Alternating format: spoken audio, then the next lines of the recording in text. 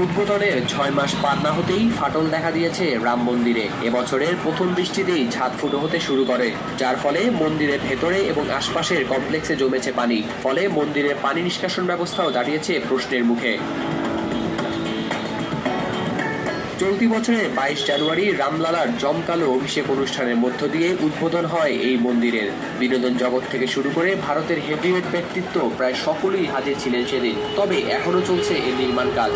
মন্দির প্রতিষ্ঠার আগে থেকেই জানা গিয়েছিল এর সুবিশাল নির্মাণের কথা।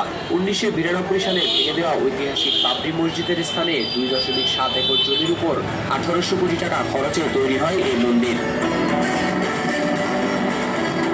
এটি নির্মাণে ব্যবহার হয়নি কোনো ইস্পাত বা লোহা, শুধুমাত্র নির্মাণ শৈলীর উপরে ভিত্তি করে দাঁড়িয়ে রয়েছে প্রায় কুতুব মিনারের সমান উচ্চতার এ মন্দির।